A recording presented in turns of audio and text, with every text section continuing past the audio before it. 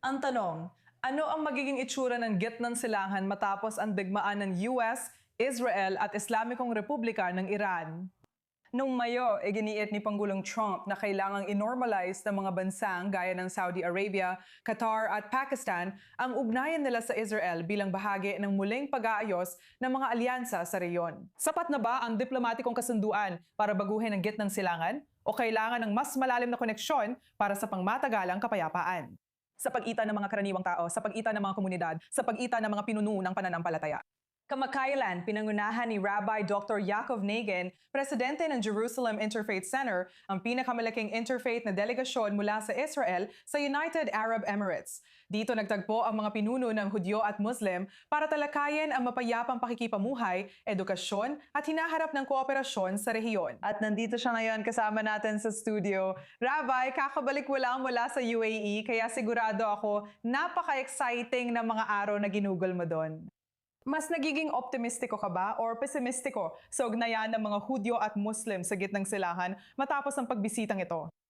Totoo, tulad ng sabi ni Charles Dickens, ito ang pinakamaganda at pinakamasamang panahon.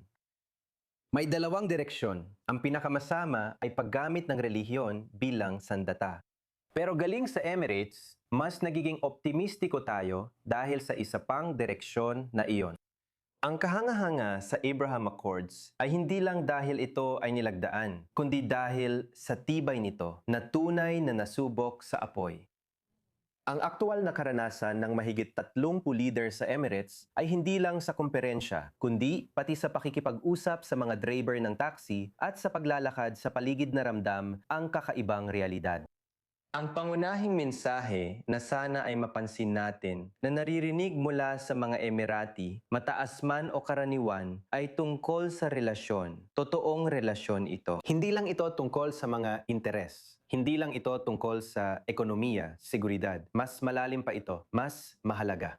At sa tingin ko, kaya naman, ito ay isang bagay na magtatagal. Kawili-wili. Malinaw na nananawagan si Pangulong Trump sa mas maraming bansang Muslim na normalisahin ang ugnayan sa Israel. Ngunit maraming nagdududa kung posible ito, lalo na habang may digmaan sa rehiyon. Sa tingin mo ba, pagkatapos ng papupulong na ito, ang mga bansa tulad ng Saudi Arabia ay patuloy pa rin sumusunod sa direksyong iyon? Sige. Sa totoo, tungkol mismo sa Saudi Arabia, ito ba ay isang natatanging oportunidad at hamon? Bilang bansa na nagdala ng Islam sa mundo, siguradong may kwento, may naratibo na ang normalisasyon sa Israel ay hindi nagpapahina sa pagkakakilanlan ng Muslim, kundi isang pagpapatibay pa nga. Ito ang dahilan kung bakit nakatuon kami sa pagpapalago ng reliyosong pagkakapatiran ng mga Hudyo at Muslim para ipahayag ang isang dakilang kwento. Pareho tayong bahagi nito at ito ay katuparan ng ating pinagsasaluhang kwento sa pamamagitan ng normalisasyon.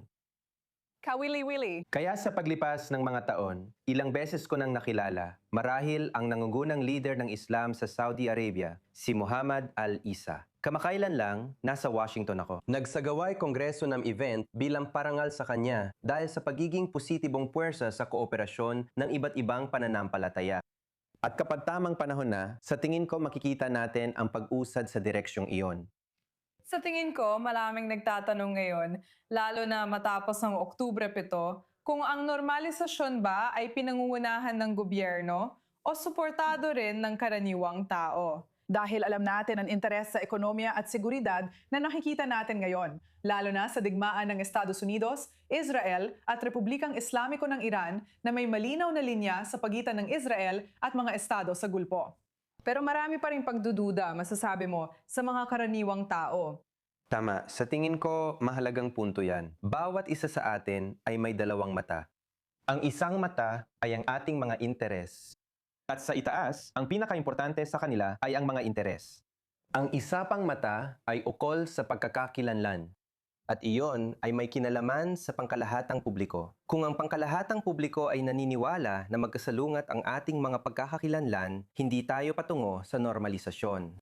Kailangang baguhin ang kwento upang makita na ang ating pagkakakilanlan ang nagbubuklod sa atin. At sa katunayan, mayroong NGO na tinatawag na Impact na nag-aral ng mga aklat-aralin sa gitnang silangan at nakita ang maraming positibong pagbabago sa mga bansa sa buong gitnang silangan na may kaugnayan sa mga Hudyo. Kawili-wili.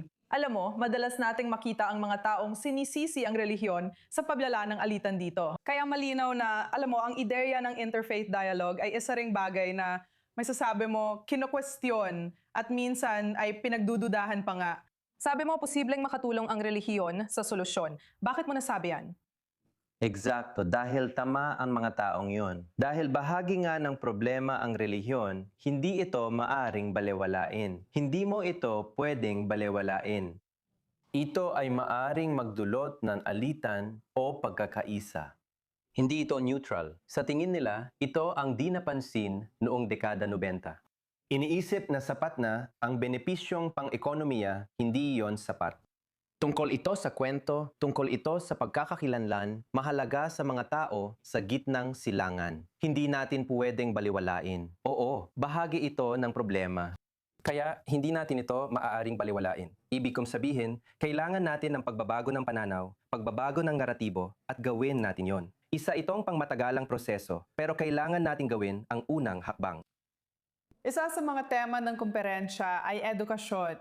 Sa tingin ko, malinaw na tinitingnan natin ang isang napakahirap na sitwasyon dahil sa mga digmaan na nakikita nating nangyayari sa gitnang silangan.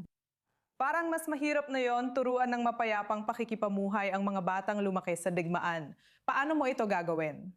Sige, una, pagdating sa edukasyon, malaki ang diin sa social media at AI. At isang argumento na narinig ko sa kumperensya ay kung ito ay tungkol sa labanan kung sino ang tama, sino ang mali, mabibinbin tayo. Connection muna bago koreksyon. Kailangan natin magbahagi ng mga larawan at totoong kwento ng koneksyon, lampas sa pagtatalo kung sino ang tama o mali. Tungkol ito sa kwento, koneksyon at sabayang naranasang realidad. Ang mga kwento ang tumatagos sa puso. Sabi nga ni Gandhi, mading ikaw ang pagbabago na gusto mong makita sa mundo at ipakita ito sa lahat. Sige, gusto ko pong magpasalamat sa inyo sa pagsama sa amin, Rabi. Napaka-interesante pong marinig ang inyong pananaw, lalo na pagkatapos ng kumperensyang ito. At sa tingin ko, lahat kami ay umaasa na maging totoo ang lahat ng inyong sinabi. Magkakaroon muna tayo ng commercial break bago tayo magtungo sa rundown. May mabilis na balita. Tumama ang rocket mula Hezbollah malapit sa hilagang komunidad ayon sa IDF.